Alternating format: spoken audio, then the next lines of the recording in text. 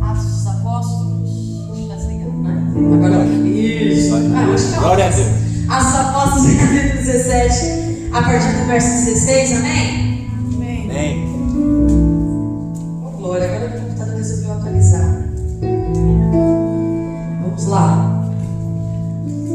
Porque assim, irmãos, a gente quase não se esforça, mas o esforço é aquela segurança que a gente tem, né? Quem é mais tradicional como eu, o esforço é a muleta. A gente nunca usa, mas o dia que a gente não tem, a gente sente falta, né? Daqui a pouco, se Deus quiser, o vai pegar. Porque existem muitos conceitos e notas que eu não decorei, fiz questão de não decorar justamente porque eu me apoiei no meu esforço. Atos capítulo 17, verso 16. Enquanto você abre, eu falei que ia dar um testemunho hoje aqui. E de fato, quem veio domingo passado me viu aqui? Minha coluna estava uma bênção, né? Mal consegui andar, né? Segunda-feira eu não consegui levantar da cama por causa da minha coluna. E foi uma bênção a semana. Foi difícil a segunda, foi difícil a terça. Na quarta-feira eu estive aqui no culto com muita dor. Eu estava tomando medicação uma em cima da outra. Não vou falar aqui, né? Porque eu fui chamada a atenção pelos farmacêuticos de plantão. E na quarta-feira, após o culto, uma pessoa, um presbítero da igreja, ele pediu para que eu orasse por mim. E eu não sou a pessoa que peça oração assim, não, porque eu dificilmente peço oração por mim. Eu falei, não, ora, meu irmão. Eu falei, ora, meu irmão, para edificar a fé dele. E ele orou por mim com toda a gentileza, toda a educação, com todo o carinho. E aí ele me mandou uma mensagem logo quando saiu da igreja, que eu viver em casa. Ele falou assim, Deus falou comigo que amanhã, quando a senhora acordar, a senhora não vai ter mais dor na coluna. E eu só respondi para ele, amém. Deixa eu dizer uma coisa para você. Eu sei minha fé? Não. Porque para mim, sou muito racional, fundamentalista, dor faz parte da vida. Então para mim é algo comum. Então deixa eu dizer uma coisa, quando eu cheguei na minha casa, eu abri o portão da minha garagem, eu não sentia mais dor nenhuma. Aleluia! Aleluia! Deus precisou da minha fé? Não. Nem da dele. Deus só precisou desejar me abençoar. E Ele me abençoou. Para a glória de Jesus. Eu falei para ele, eu vou dar testemunho para edificar a fé dele. Porque muitas vezes Deus fala conosco, foi o diácono, né, que pregou na quarta-feira. Às vezes Deus fala com a gente, quando a gente sabe qual é a voz de Deus na nossa coração, quando a gente sabe que é Deus falando com a gente e a gente não fala, a gente perde a oportunidade de deixar que o poder de Deus seja manifesto. Então, para que edifique a minha fé e a sua fé, quando Deus deseja nos abençoar, Aleluia! Ele abençoa. Aleluia! E Ele é bom. Atos 17 diz assim, glória a Deus, eu ganhei tempo, todo mundo está adorando. A partir do verso 16. É lógico. Enquanto Saul esperava por eles em Atenas, o seu espírito ficou muito agitado ao ver que a cidade estava cheia de ídolos. Por isso, ele mantinha discussões na sinagoga com os judeus e os homens que temiam a Deus, bem como na praça do mercado todos os dias com quem se encontrasse por ali. Também um grupo de filósofos epicureus e estoicos começou a se encontrar com ele, e alguns perguntavam: o que esse tagarela está tentando dizer? Outros: por que ele anunciava as boas novas a respeito de Jesus e da ressurreição? Diziam: ele fala como propagandista, tagarela, né? Em algumas versões é isso? Sim. De divindades estrangeiras. 19. Então o levaram ao concílio máximo, dizendo: podemos saber que novo ensino é esse que você está apresentando? Algumas coisas que ouvimos de você são tão estranhas para nós. e queremos saber o significado. Todos os atenienses e estrangeiros que ali viam passavam o tempo falando ou ouvindo a respeito das últimas novidades intelectuais. Então Paulo levantou-se no meio da reunião do conselho e disse: homens de Atenas, percebo quão religiosos vocês são em todos os aspectos, porque andando pela cidade observei seus santuários e encontrei até um altar no qual estava inscrito: a um Deus desconhecido. Portanto, aquele a quem vocês adoram sem conhecer, é este Deus que eu lhes anuncio. Podeis aceitar. Glória a Deus. Quando a gente olha para esse texto, não nem mexer no computador que ele ligou. Não tem como falta de educação, tá? Ele está assim, mas é que eu não quero arriscar. Quando a gente olha para esse texto, Paulo, ele tinha orado ao Senhor, e ele estava se preparando para ir à Ásia, e o Espírito Santo diz a ele: não, você não vai para a Ásia. Ele vê em visão um homem da Macedônia pedindo ajuda. Então ele fala: então essa é a segunda viagem missionária de Paulo. Então ele fala: então eu vou para a Macedônia. Quando ele chega lá na cidade de Filipos, ele é preso e açoitado, porque ele é rejeitado. Quando ele sai, ele vai para outra cidade, a cidade de Bereia, e lá em Bereia ele é enxotado, ele é posto para correr. Estava com ele Silas e Timóteo, mas por causa dessa situação toda que estava acontecendo, dessa agressão contra Paulo, eles acabam ficando para trás. E Paulo falou aos irmãos em Cristo: Paulo, corre daqui, porque já te prenderam, já te açoitaram, já te machucaram, já te feriram. Se tu ficar por aqui, vão matar você. Então Paulo sai adiante e ele deixa para trás seus dois companheiros de viagem. Quando ele chega nesta cidade de Atenas, era comum onde Paulo chegava na cidade dele procurar uma igreja, um sinédrio, porque ele gostava de conversar a respeito das coisas de Deus. Ele é um homem que, maior plantador de igreja. Toda a base doutrinária da nossa igreja hoje, 75% que está mais, é baseada nas cartas de Paulo, porque ele é um homem inteligentíssimo. Ele foi um homem que Deus escolheu para fazer isso, para dar base, para dar sustentação da igreja. Então quando ele vai para essa cidade, e ele vai para o sinédrio, e aí ele vê que tinha muita conversação, muita discussão a respeito da graça de Jesus. E a cidade onde ele estava era a cidade de Atenas. A cidade de Atenas é o berço da filosofia, é o berço da matemática, é o berço da ciência. Toda a nossa bibliografia, que está 80% a 90% da nossa base bibliográfica, vem de Atenas. Os filósofos, a gente vai olhar, tá vendo como eu precisar? O nome Aristóteles é dessa época. Olha só. Que adianta, né, a gente ter exposto, você não acha a exposição de tal nome dos caras? Péricles, Aristóteles, Platão. Homens que têm toda a base da nossa intelectualidade. Homens pensadores que passaram o dia e noite pensando: ó vida, ó céus, quem eu sou? O que ser? Para que eu nasci? Qual o propósito da vida?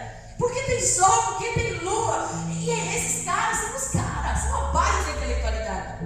Existia um lugar chamado Areópago. Era um templo rochoso que ficava no alto da cidade, e a praça ficava de frente a esse Areópago, e os homens intelectuais tinham que defender a sua tese. É igual um TCC para quem fez faculdade. Tem que ir lá e fazer uma apresentação para ver se aprova pelos grandes intelectos do momento. Então eles iam para essa praça de frente ao Areópago, aonde era o tribunal que ia dizer se tinha sentido o que ele falava ou se não tinha sentido o que ele falava. E eles começavam a falar coisas que não tinham nada a ver com aquele evangelho que Paulo estava pregando. Esses homens que nós temos os epicureus, tá vendo? Que não deram nada. Estes homens, eles tinham uma filosofia de vida. E a filosofia de vida é assim: olha, não tem futuro, não tem eternidade, comamos e bebemos hoje, porque amanhã morreremos e acabou. Não tem nada mais no futuro. Existe o outro, que esse eu não vou lembrar, que é os estoicos.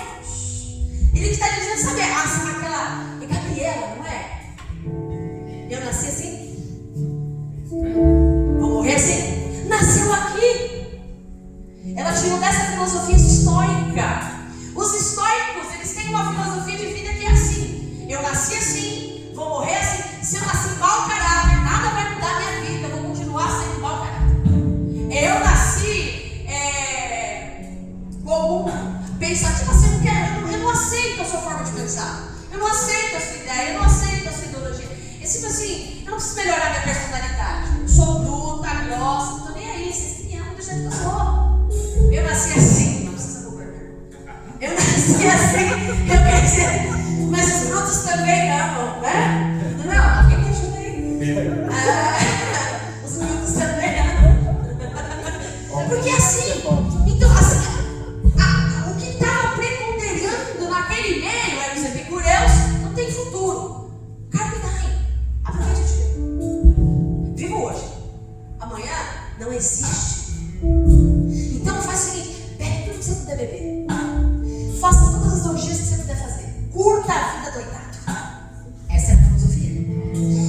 E os estoicos. Como que você é, filho? Ah, você é pobre, pobre demais, assim vai morrer pobre. Ah, você é bruto, vai morrer bruto. Ah, você é... E é isso, não adianta. Eles não tinham perspectiva de futuro, de melhoria, de mudança, de transformação. Só que o evangelho que Paulo vem pregando é um evangelho completamente diferente. Ei, existe um futuro, existe uma eternidade, existe um céu, existe um Deus que vai buscar o seu povo. E quando o homem falou, não, vocês estão enganados. Deus transforma, você nasceu mau caráter, Ele transforma o teu caráter. Se você nasceu pobre, não, Ele pode mudar toda a história da sua vida. Porque o Deus que eu prego é o Deus que muda, transforma. Este evangelho não é um evangelho não de Gabriela, não. É um evangelho transformador. E aqueles homens olham para Paulo, começam a tirar sarro da cara dele. Começam a debochar. Paulo, você é um cara muito bobo. Burro. Te chama sem grande estima. Agora você virou crente. Parece que se emburreceu. E começaram a debochar de Paulo. Falou, não, Paulo, você viaja. Você vive num mundo de bobs que você no dia de hoje. Um mundo que não existe, isso é real, é ilusão.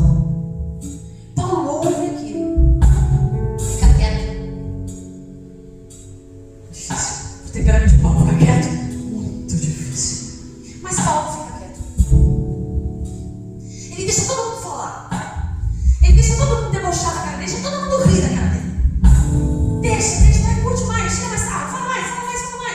Terminaram de falar? Quando ele termina de falar, como ele era um homem estudado, cidadania romana, intelectual, um homem que era reconhecido por quem ele era antes de se converter, ele tem poder de fala. Deixa eu te dizer uma coisa. A gente viveu uma época em que as pessoas olhavam para cristãos e falavam: esses cristãos são burros, que não estudam, não fazem faculdade, não se formam, não são inteligentes. É assim que o mundo nos enxergava. E houve uma mudança radical. Hoje nós temos cristãos no governo, hoje nós temos cristãos no Senado, hoje nós temos cristãos lá no Planalto, hoje nós temos cristãos médicos, nós temos cristãos advogados, nós temos cristãos engenheiros, nós temos cristãos em todas as áreas do mundo. Porque o mundo tentou colocar uma identidade em nós. E muitas vezes nós nos subjugamos a ela. Porque eu não sei você, mas eu venho de uma época que não precisa estudar, não. Precisa estudar, pra que estudar? Pra que conhecer? Pra quê?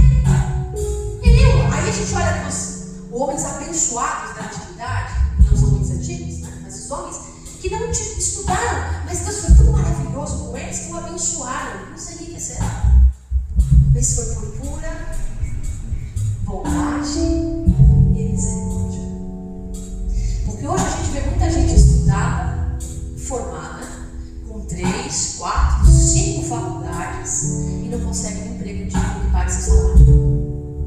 Porque não tem nada a ver com quando eu conheço ou quando eu desconheço.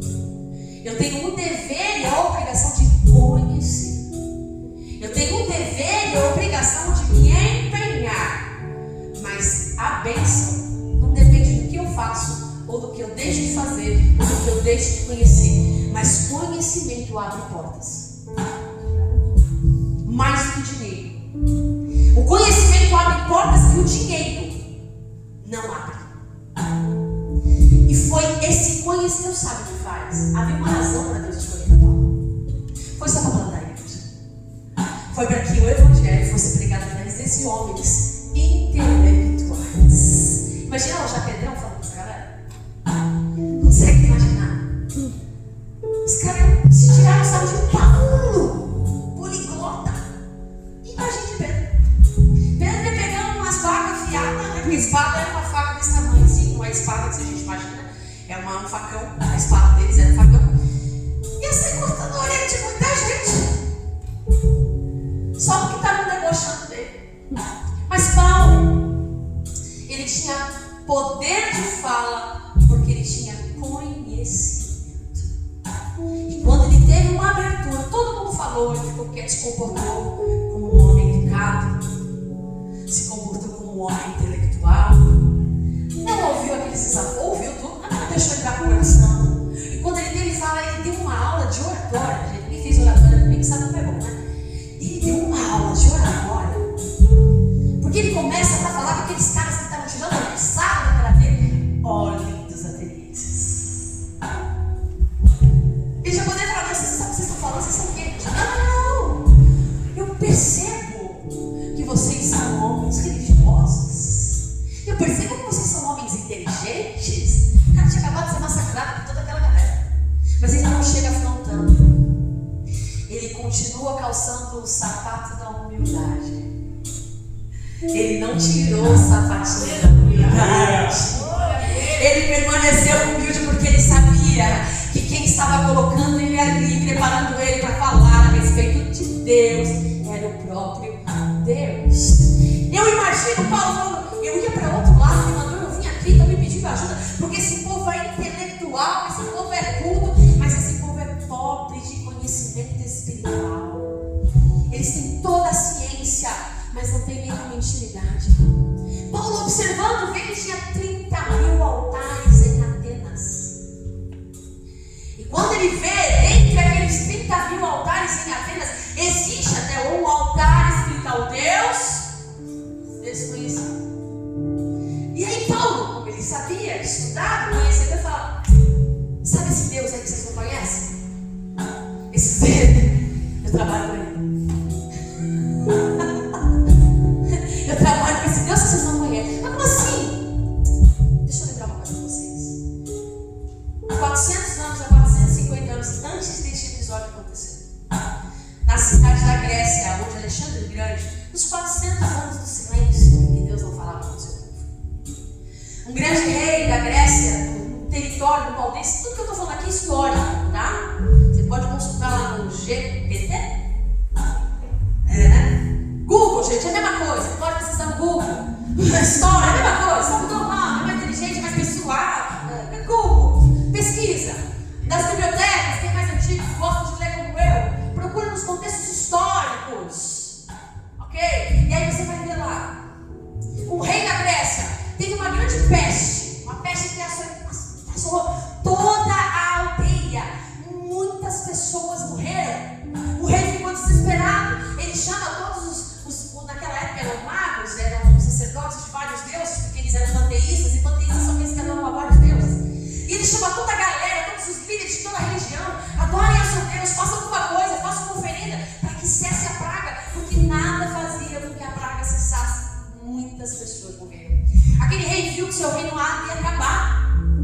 Então ele fala assim, manda chamar, eu não lembro o nome do cara, vou procurar aqui, depois vocês pesquisem na história. Mas era um homem sábio, ele veio de outra cidade, manda trazê-lo. Traz ele de navio, traz para essa cidade e pergunta, cara, quem aqui sabe me dizer o que está acontecendo? Nós já oferecemos sacrifícios para todos os deuses que a gente conhece e nada resolve, nos diz, não sabe, diz o que a gente faz? Ele diz assim, bom, se vocês já fizeram oferenda para todos os deuses e nada resolveu, deve ter um Deus acima desses deuses, que nem eu nem vocês conhecemos. Então vamos fazer o seguinte, eu vou pensar à noite, amanhã eu volto ao rei e falo com o rei. Ele vai dormir. Quando ele volta no dia seguinte, ele fala, rei, eu tinha uma ideia. Essa ideia é top. Você vai comprar jejuar 2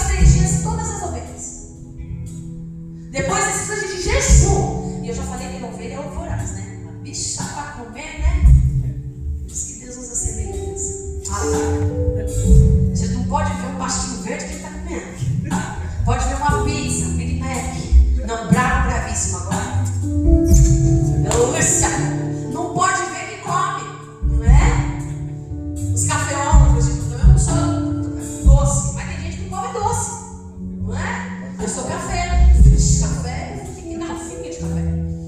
Então, ele fala assim: põe elas para jejuar. E no dia seguinte a gente vai colocar as ovelhas para pastar em pastos verdes. E a gente vai fazer uma oração. E a oração era: Deus, perdoe a nossa ignorância em te conhecer. Mas se o Senhor existe, nos dê um sinal. E o sinal era que as ovelhas, quando fossem soltas, elas se deitassem e ficassem olhando para o céu, sem pastar.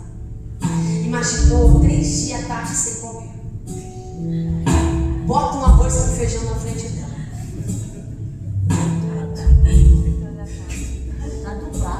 Passa? Não passa, né? Acho que não chega nem na mesa. Não é? A gente fala assim que a gente tem intimidade, gente. É impossível. Mas a gente precisa lembrança. Algumas daquelas ovelhas, quando foram soltas, deitaram, não passaram e ficaram o dia todo olhando para o céu. Quando isso aconteceu, o rei falou: existe um Deus maior do que todos esses 30 mil deuses que nós conhecemos? Mas quem é esse Deus? Aí o sábio diz: relaxa. A gente não sabia até agora que esse Deus existisse, quer dar nome para ele, não. Se ele não quiser revelar o nome dele, não precisa. O importante é que a gente saiba que este é Deus de deuses, porque até os deuses se sujeitam a ele. Ele fala assim: chama lá a pedreira, e em cada lugar onde tem uma ovelha deitada, você vai fazer deitar e vai sacrificar a este Deus. E foi mais, porque os panteístas, os gregos, têm mais de 30 mil deuses. Por quê? Porque eles precisam, não é muito diferente da gente, né? Tem que ver para crer.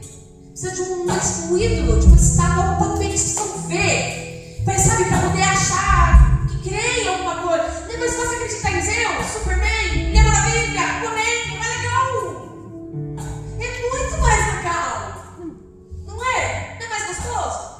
O homem abre assim e sai voando. Da hora. Ou ele olha para você e tem uma visão assim que vê atrás da parede. É muito mais legal. É mais legal crer nesse tipo de Deus do que crer num Deus que não precisa se mostrar, que ele simplesmente é. Oh, glória! Mas pra gente é mais fácil. Se mostra, Deus. A gente tem essa mente. Por isso que a gente é muito ceticista. Por isso que a gente é muito crendice. A gente fala, o crente fala muita simpatia gospel, porque tem necessidade de. O Deus não precisa de nada de nós. Tudo vem dele. Nele existimos. Nele nos movemos. Para ele são todas as coisas.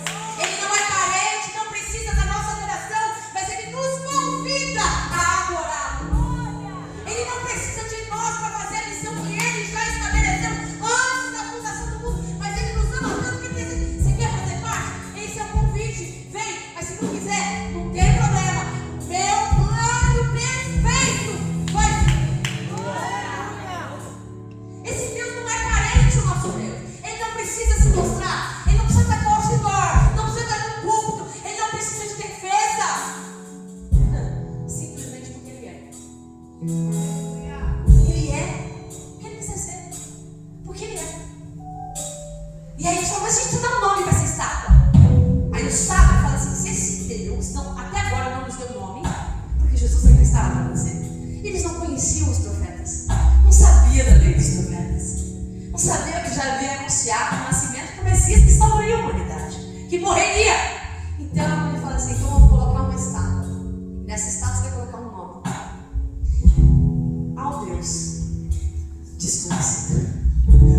Paulo chega diante dos intelectuais que conheciam essa história. Vocês estão falando do Deus? Eu vejo que vocês são homens religiosos. É, tranquilo.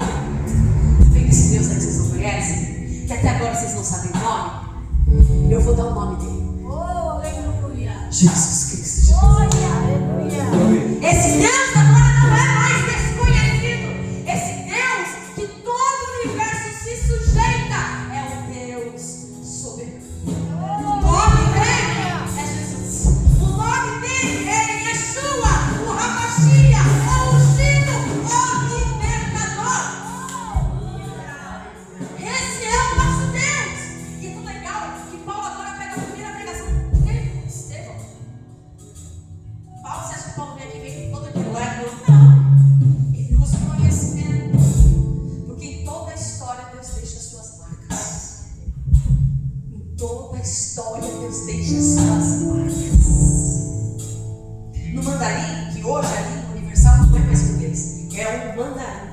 E o mandarim usa imagens para representar. Por exemplo, uma casa não escreve casa, ele desenha uma casa.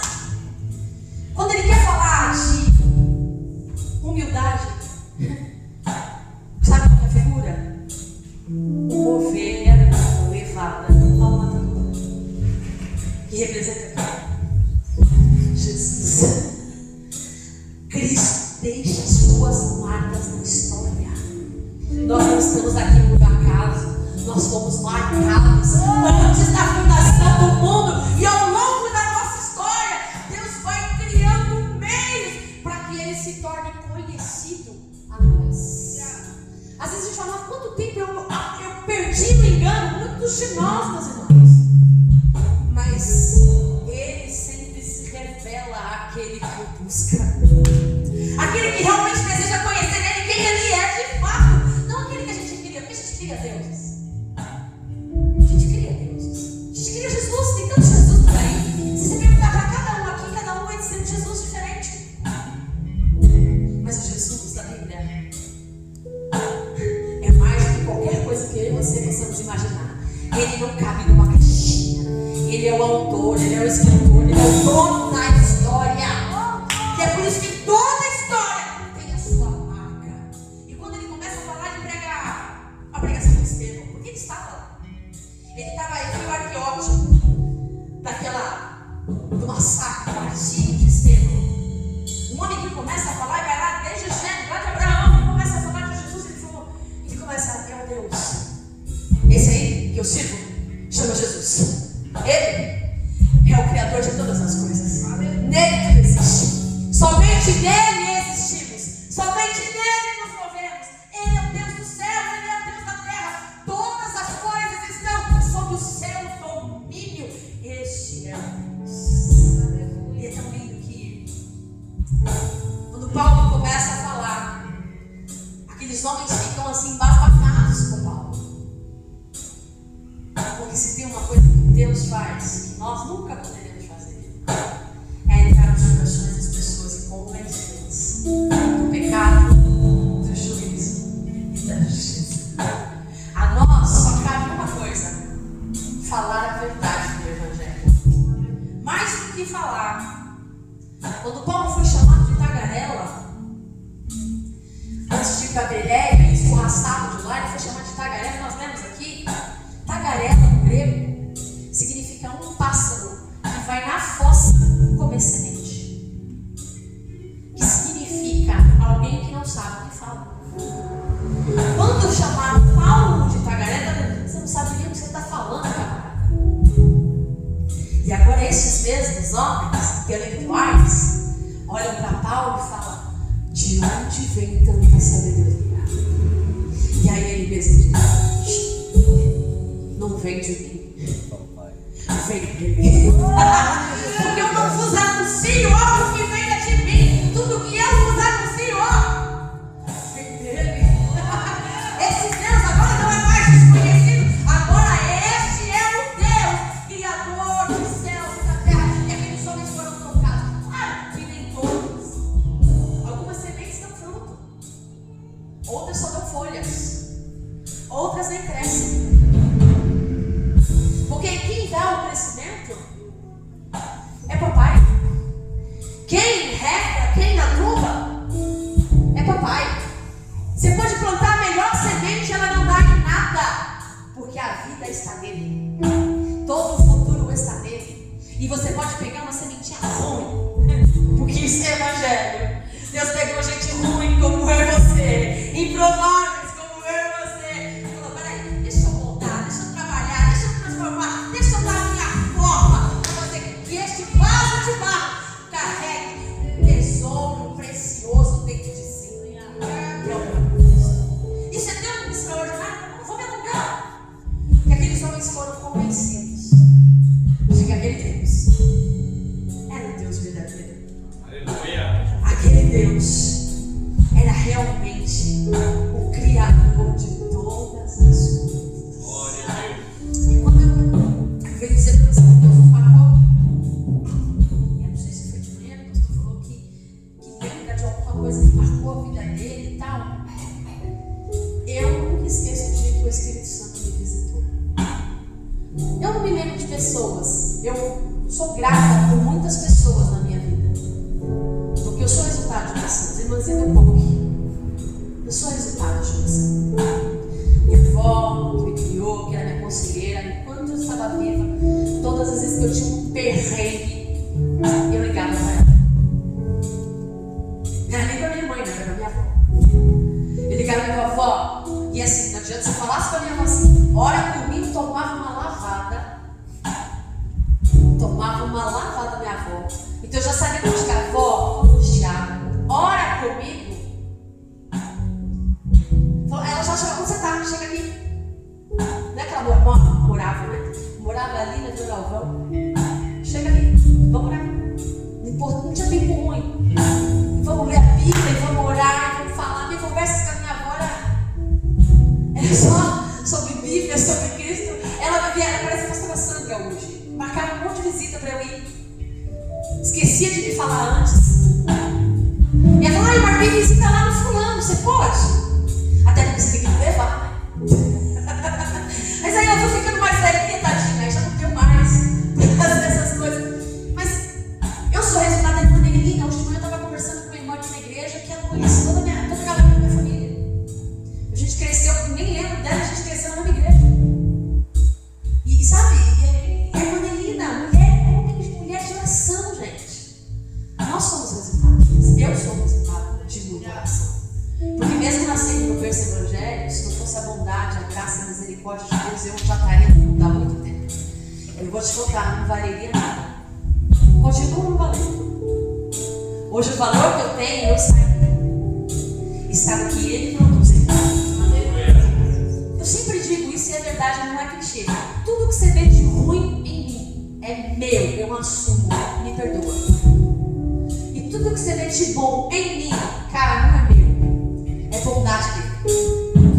Agradeço totalmente a ele. E quando eu olho para isso, eu já vou finalizar. Um homem chamado Tom Richard, missionário.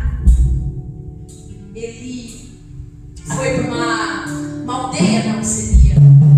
E quando ele chega lá, a língua é muito difícil. Ele demora 2 anos para aprender a língua daquele povo. E como é que ele vai falar de Jesus para aquele povo se ele não conhece a língua daquele povo? Ficou 2 anos para aprender. E a mulher dele era enfermeira.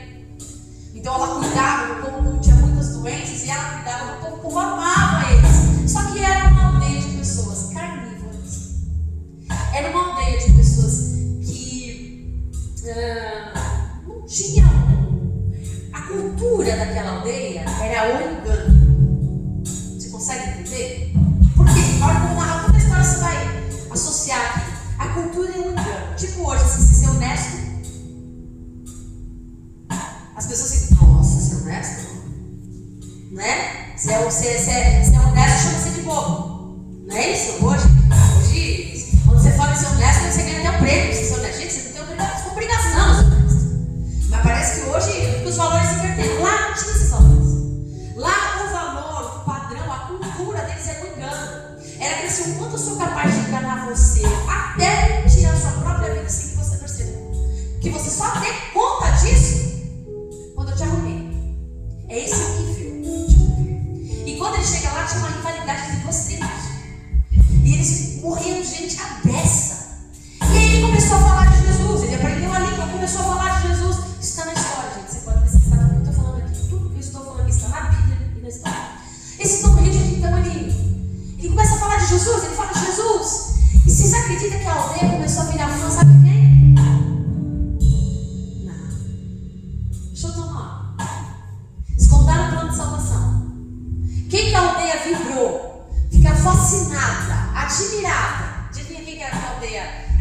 ser igual esse cara.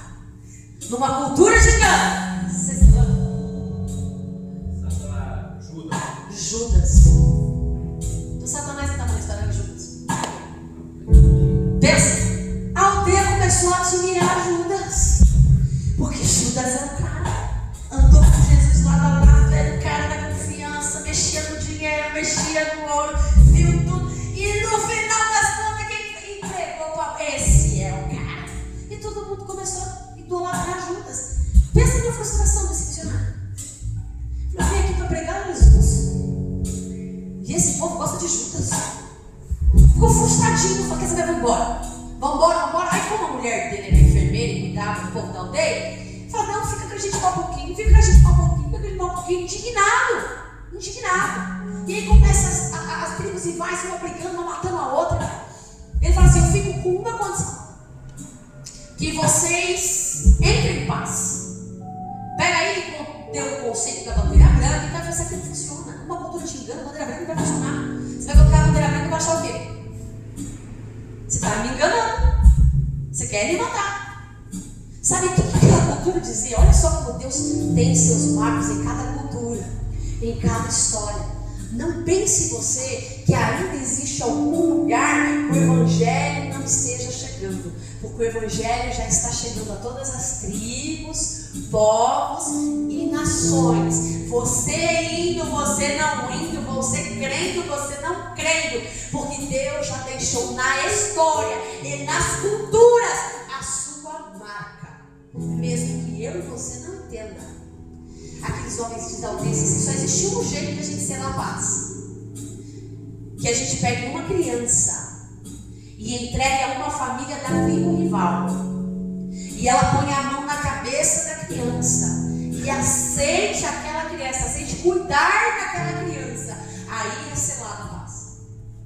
Aí eu te pergunto: que mãe queria dar o seu filho para a tribo rival? Ninguém. Então não vai ter paz. Então quer saber? Vou embora. Vocês que morram aí. Fiquem aí com suas doenças, fiquem com suas guerras. Está morrendo tanta gente. Já está morrendo tanta gente com essa guerra, essa briga entre vocês. Vocês não querem ninguém receber durante a noite. Um pai só tinha um filho. Sem falar para a esposa. Pega o seu único filho. Coloca ele no colo. Sai correndo na cidade. Aí as famílias começam a ver aquele pai. Quando a mulher se dá conta que aquele pai está levando o filho dela, ela começa a gritar: você tem 3, dá o seu. Você tem 2, dá o seu. Sai desesperado. O pai não olha para trás, não olha para a direita, não olha para a esquerda. E vem todas as famílias atrás dele. Ele entra naquela divisa. E aí tinha um problema: se ninguém aceitar meu filho, como é que vai ser? Eles vão matar o meu filho. E não vai ser selada a paz. Ele abriu mão de tudo. Ele arriscou tudo. Ele entregou.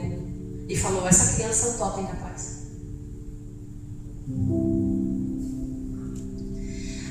O chefe da tribo pôs a mão na cabeça dele, da criança, e falou: nós aceitamos esta oferta de paz. Nós vamos criar o seu filho. A paz foi selada. E não seria até hoje, ano de 2025. É a única tribo Saumi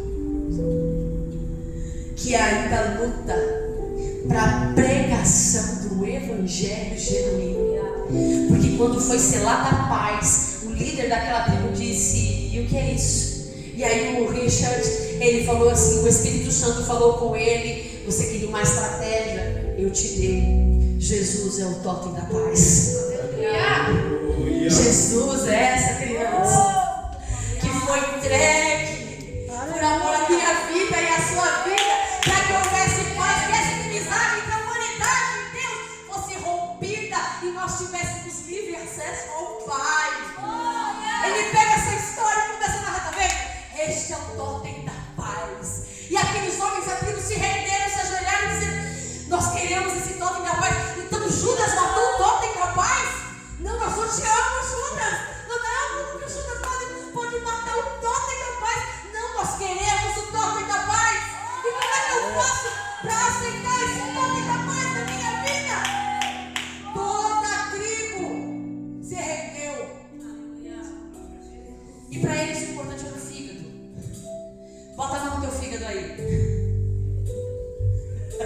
Não, tô falando mesmo, não precisa falar não. Porque a gente é coração. Aí ele fala, bota a mão no teu fígado aí. E ele fez uma oração de confissão. Jesus é o top da paz. Jesus é o plano perfeito para a nossa vida. Jesus já escreveu tudo da nossa história.